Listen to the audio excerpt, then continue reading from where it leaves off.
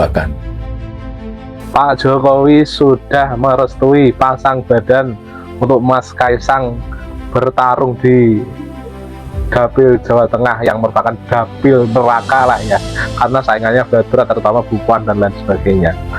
Ini tentunya memberikan shock terapi ya kepada para pembenci Pak Jokowi yang akhir-akhir lalu juga membahas Mas Kaisang, mengkritik Mas Kaisang, membuli Mas Kaisang soal keinginannya untuk maju di DPR tahun 2029.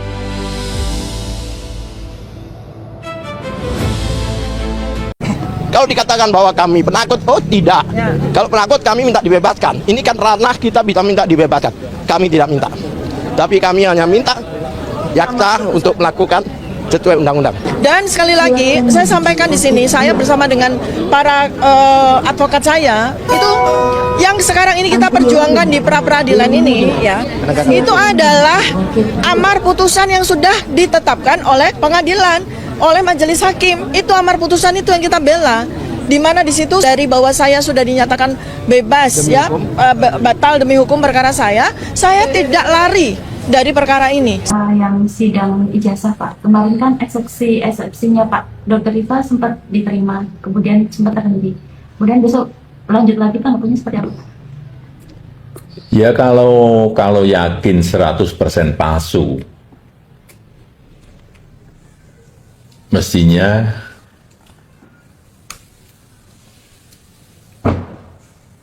masuk ke pokok perkara di persidangan itu diikuti, tidak malah pra-peradilan. Biar perkara ini segera selesai, masalah ini bisa segera selesai. Kalau untuk sidang rencana besok dari Pak Jokowi seperti apa Pak? Kalau siap hadir, kalau hadir, saya sudah sampaikan, saya akan hadir membawa ijazah SD, SMP, SMA, dan nanti yang S1 yang sekarang di Kejaksaan, semuanya akan kita tunjukkan. ya. Ini sudah masuk pokok perkara kok, di persidangan ya kita ikuti proses hukum yang ada. Bisa dibilang pra-peradilan kemarin mengulur waktu untuk persidangan ya Pak? Ya untuk apa? Kalau sudah yakin 100% palsu ya bawa aja buktinya. Masuk ke pokok perkara di persidangan. Mestinya.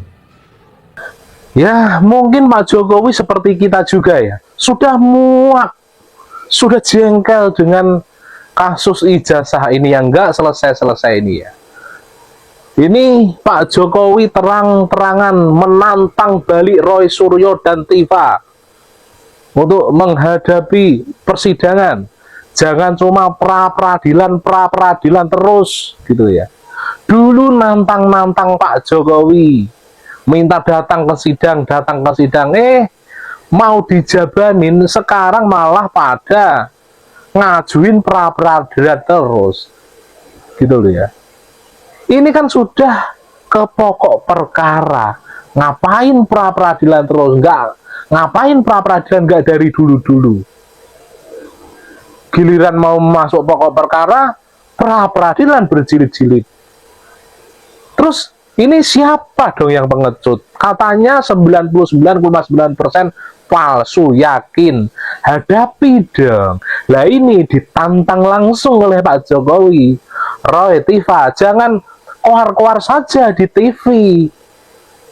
Begitu garang di TV, tapi di pengadilan nggak mau. Lanjut. Posisi dari Bapak Wakil Presiden, kalau menurut kami ini hanya masalah kebutuhan teknis semata, tidak ada hal-hal lain yang mungkin perlu dikhawatirkan. Pertanyaan terkait kemarin yang sempat viral Mas Wapres duduknya pas rapat kabinet itu kan beda sebelah kubu, beda posisi sama Pak Presiden. Itu seperti apa Pak tanggapannya? Ya secara kedudukan wakil presiden itu secara konstitusional jelas, sudah jelas, dan ada undang-undang keprotokolan juga jelas semuanya. Ya sudah diikuti aja aturannya di situ, karena sudah jelas semuanya kok. Jelas itu artinya seharusnya sejajar ya Pak ya? Ya, coba dibaca aturannya. Kalau untuk hubungan keduanya itu pasca kejadian yang viral itu seperti apa Pak? Ya baik-baik saja, nggak ada masalah. Banyak spekulasi terkait hubungan Mas Wapres dengan Pak Prabowo Pak terkait Baik-baik saja. Ya, kita tahulah Pak Jokowi meresponnya dengan sangat santai atas soal posisi duduk Mas Wapres itu. Tapi ini memberikan pesan kepada Menteri Pak Prabowo, terutama Pak Prasetyo Hadi yang mengurusi hal ini ya harus tahu diri, harus tahu tempatnya gitu loh. Mas Wapres dan Presiden itu ya harus sama-sama didudukan di tempat yang sama. Mereka berdua dipilih oleh rakyat, Prabowo Gibran. Nah, kenapa disetarakan dengan menteri? Kan ada undang-undangnya, Pak. Mas Kaisang yang kemarin sudah mendeklarkan mau nyalek di Dapil 5 seperti apa? Ya itu sudah menjadi keputusan Mas Kaisang, saya kira itu sudah dihitung. Sudah dikalkulasi resiko-resikonya, dan PSI punya tim yang berkaitan dengan hitung-hitungan politik, tetapi ya kita tahu bahwa Dapil 5 Jawa Tengah itu adalah dapil yang sangat berat, tapi sudah diputuskan masuk ya. Hadapi resiko dan segera kuasai lapangan. Arahannya ke Mas Kaisang belum? Enggak pernah ada saya. Anggapannya Sudah memutuskan, pasti sudah dihitung dengan kalkulasi yang matang. termasuk satu dapil dengan Bu Puan ya? Ya kalau di Dapil 5 ya. Sudah merestui berarti Pak terkait langkah Mas Kaisang untuk maju di Dapil 5? Orang tua itu hanya merestui dan mendoakan. Pak Jokowi sudah merestui pasang badan untuk Mas Kaisang bertarung di Dapil Jawa Tengah yang merupakan dapil neraka lah ya, karena saingannya berat-berat, terutama Bu Puan dan lain sebagainya. Ini tentunya memberikan shock terapi ya kepada para pembenci Pak Jokowi yang akhir-akhir lalu juga membahas Mas Kaisang, mengkritik Mas Kaisang, membuli Mas Kaisang soal keinginannya untuk maju di DPR tahun 2029 mendatang lewat Jawa Tengah. Mantap Pak Jokowi. Yang menunjukkan ijazah saja rekam Pertanyaannya dijawab Mas Roy, apakah Mas Roy tadi menyampaikan informasi-informasi yang tadi disampaikan, ijazah, dokumen-dokumen pendukung dan sebagainya, apakah Mas Roy mau mengatakan ijazah Pak Jokowi palsu? Yang jelas ijazahnya tidak bisa terbit kalau dokumen-dokumen Kan tidak itu benar. Mas Roy, pertanyaannya 99% udah dijawab. 99,% yang jelas skripsinya palsu. Udah. Skripsi palsu itu tidak ada ijazah. karena Prosesnya janggal, Mas Roy. yang kami adukan kan adalah dugaan katanya Pak Jokowi ijazahnya menurut Mas Roy ijazahnya palsu. Saya tanya apakah yang Mas Roy sampaikan tadi ijazah-ijazah, dokumen-dokumen ini registrasi ulang, kalender sarjana dan sebagainya, berita koran ini menyatakan ijazah Pak Jokowi palsu. Saya tidak akan menjawab pertanyaan yang tidak mengerti konteks. Ya, itu aja udah. Memelesetkan konteks nggak perlu Karena dijawab. yang disajikan sama Mas Roy yang Nggak baik usah. ini, saudaraku ini adalah informasi bahwa Pak Jokowi adalah benar mahasiswa UGM. Oke. Mahasiswa UGM kok datanya kayak gini nggak bisa. Ya nggak, emangnya jenengan yang buat Mas? Bukan saya anak UGM. Lah iya, tapi kan Saya ini kan tahu. data tahun Pak Firman anak UGM bukan? Anak UGM. Anak semester 1 S1 S2-nya UGM bukan? S2 saya dua kali UGM. Kok bisa 2 kali UGM? Kok bisa? Lah, Saya mau 2 kali S2 UGM. Roy Suryo, manusia yang si paling UGM. Dia terus membangga-banggakan bahwa dia itu lulusan UGM di setiap jadi narasumber di TV maupun podcast. Faktanya Pak Firman juga mahasiswa UGM. Mendadak Roy Suryo gagap kan menjawabnya kan hal itu, gitu loh ya. Jadi ya, orang mengaku diri mahasiswa UGM, tapi malah menjelek-jelekan rektor UGM, dekan UGM, kehutanan, dan lain sebagainya. Katanya rektor UGM itu menerima suap dan lain sebagainya. Lah alumni UGM kok malah menjelek-jelekan UGM sendiri, ini gimana toh? Roy. Lanjut kepada ternak kebo ya ini ya. Gibran digugat ke PT UN. Tahu nggak gugatannya apa? Cuman kursus 6 bulan, terus bisa langsung disetarakan lulus SMK. Itu kursus apaan coba? Lu pengen dapet ijazah SMK aja harus sekolah 3 tahun. Ini cuman kursus 6 bulan, bisa disetarakan sama lulusan SMK. Ini keluarga pendidikannya gimana sih? Kok isu-isunya itu seputar ijazah semua? Kalau buat gua, bukan masalah ijazahnya, tapi kejujurannya. Itu bapaknya, katanya tuh nggak lulus kuliah, tapi mendadak bisa ada ijazah sarjana. Sekarang anaknya dicurigain nggak lulus SMA, ikut kursus, terus mendadak setara SMK. Anak banteng menggonggong lagi. Kau ini ya kan, kencang kali kalau udah urusan Pak Jokowi. Nampak kali kau pembenci. Ya, ini dia. Kemarin kan Gibran itu dituntut tuh, ya di PT UN, masalah ijazah SMA-nya. Jadi anak banteng ini masuk campur. Seharusnya, ya, dia mendahulukan pikirannya daripada muncungnya. Ini dia mendahulukan muncungnya daripada otaknya. Sebelum kau bicara di media sosial, kau cek and dicek dulu, ya, baru kau bicara. Dengan apa kali kau bengahnya? Kata anak banteng satu ini, Gibran digugat di PT UN, ke PT UN. Tahu nggak gugatannya apa? Cuman kursus 6 bulan, terus bisa langsung disetarakan lulus SMK. Itu kursus apaan coba? Bengak, sini kau beri penjelasan sama kau. Bengak kau. Mudah-mudahan kau tonton video aku ini. Bengak nampak kali kau on-nya. Ini yang menuntut ini hanya mau cari nama, sensasi. Tak mengerti sistem pendidikan di luar negeri, tapi ngebacot aja kerja kau. Kau, ya, dengar kau baik-baik. Di Indonesia, Bengak, kita itu SD, SMP, SMA tamatnya 12 tahun. Sementara Gibran, kenapa yang dari UTS Insert, ya, yang diambil disetarakan dengan tamatan SMK, ya, karena apa? Karena Gibran SD-nya 6 tahun di Indonesia, SMP-nya 3 tahun. Jadi Gibran menamatkan pendidikan SMA-nya di Singapura 2 tahun. Karena sistem pendidikan di Singapura, SMP sama SMA itu dicampur.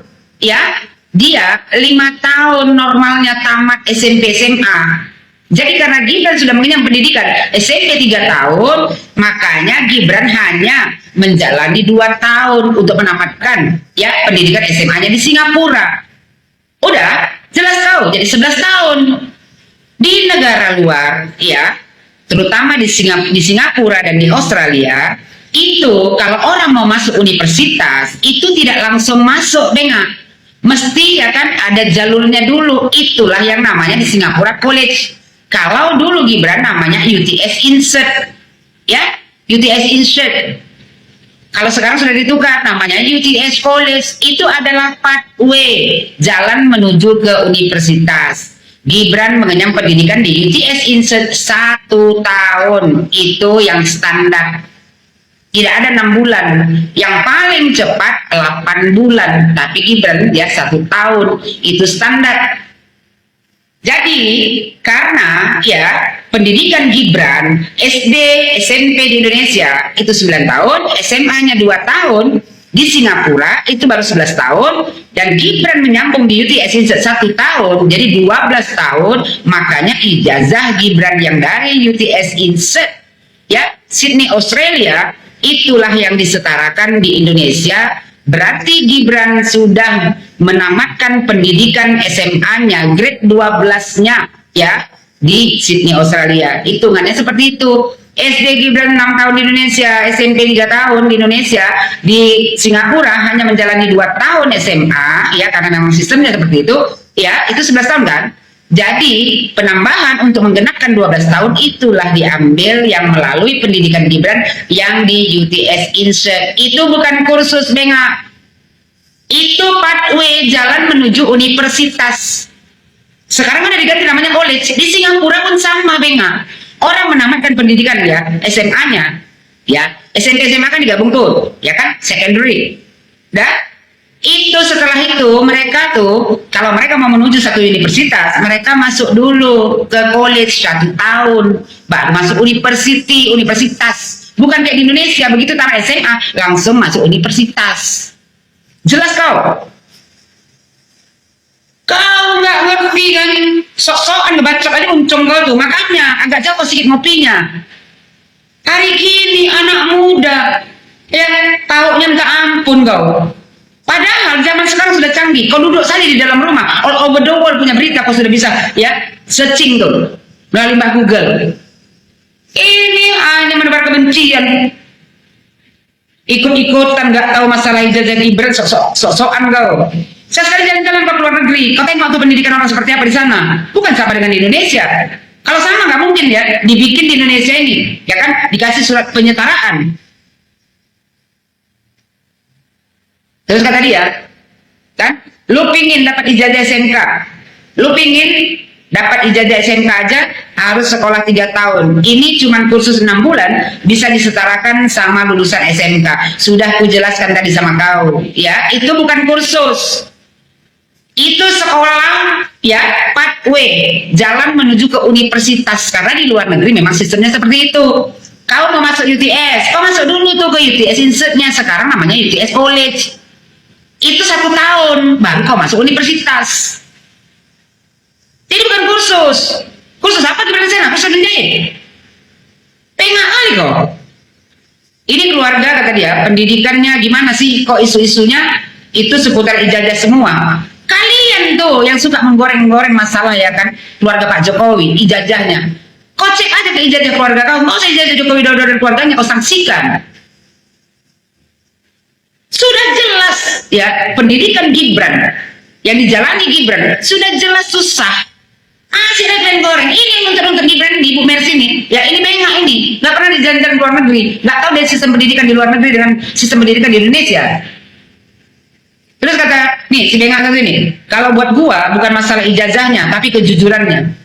Kalau buat gua, ya bukan masalah nyinyir kau itu, tapi kebengakan kau itu. Sebelum kau bicara, ya menurut gua, kau cek and cek dulu.